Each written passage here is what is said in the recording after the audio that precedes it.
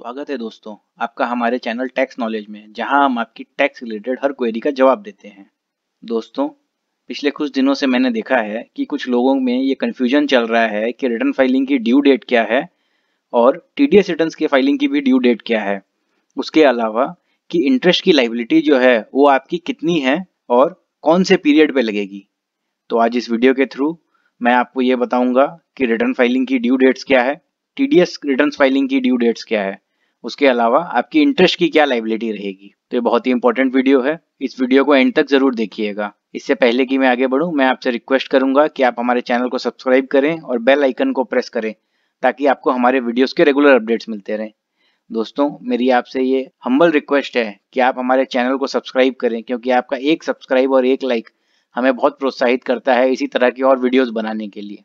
दोस्तों, due dates क्या हुई है, इसके लिए आपको नोटिफिकेशन नंबर 35/2020 को रेफर करना पड़ेगा।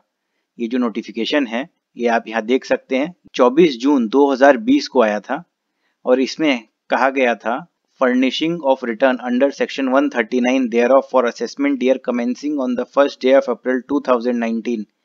The end date shall be extended to 31st day of July 2020. First day of April 2020, the end date shall be extended to 30th day of November 2020. इसका क्या मतलब हुआ? इसका मतलब हुआ कि अगर आपकी फाइनेंशियल ईयर 18-19 की रिटर्न अभी तक ड्यू है तो उसके लिए एक्सटेंडेड जो ड्यू डेट है वो 31 जुलाई 2020 हो गई है, जो कि अब आने ही वाली है। उसके अलावा फाइनेंशियल ईयर 19-20 के लिए आपको रिटर्न फाइलिंग की जो ड्यू डेट है वो सभी के लिए 30 नवंबर 2020 कर दी गई है। फर्दर आपकी जो ऑडिट रिपोर्ट है उसको सबमिट करने के लिए भी डेट की एक्सटेंशन है और इंटरेस्ट के बारे में भी कुछ बताया गया है इसमें।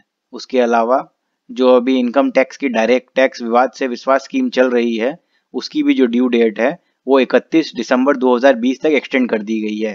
तो इसका मतलब अब आपकी जो ड्यू डेट्स है वो कुछ इस तरह हो गई है।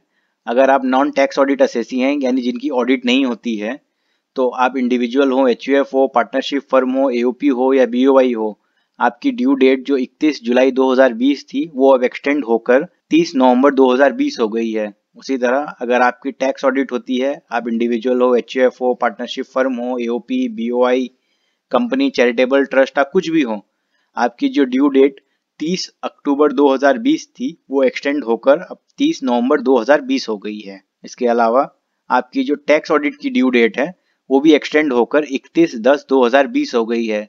तो यहाँ आपको ये चीज़ ध्यान रखना होगा कि आपके ऑडिट की जो रिपोर्ट है वो 31 अक्टूबर 2020 तक आपका पोर्टल पे अपलोड हो जानी चाहिए, यानी कि आपको रिटर्न फाइलिंग का और ऑडिट में 1 महीने का गैप कर दिया गया है। तो लेकिन टीडीएस की ड्यू डेट्स के बारे में क्या हुआ? तो इसमें आगे बढ़ने से पहले आपको थोड़ा सा पीछे चलना होगा।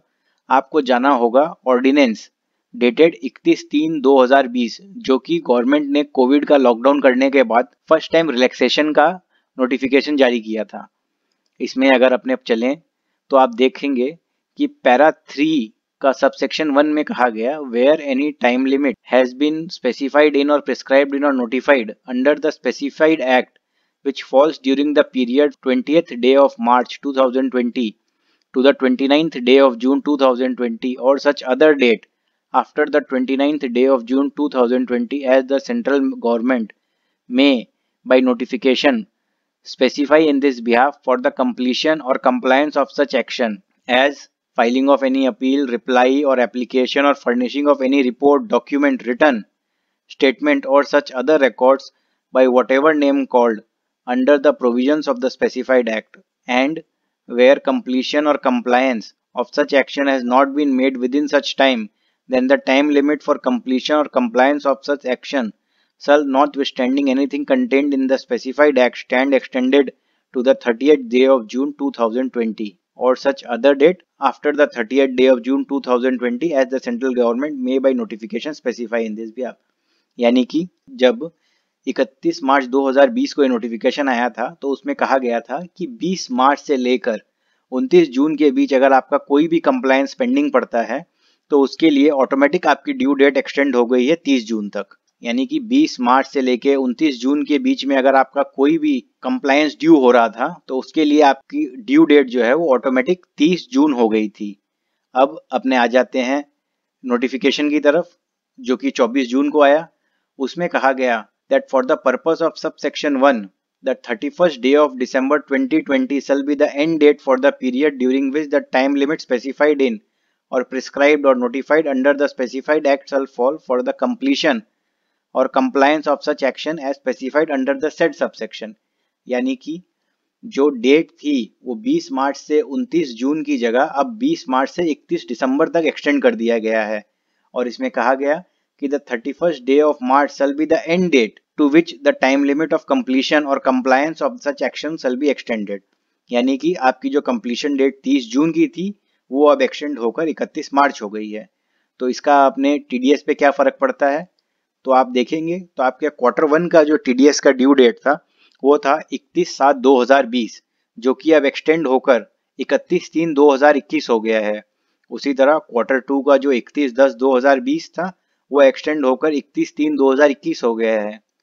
Q3 और Q4 के लिए कोई एक्सटेंशन नहीं है, यानी कि Q3 का जो 31 जनवरी 2021 है वो वही डेट रहेगा। उसी तरह 31/5/2021 जो Q4 का ड्यू डेट है वो वही रहेगा।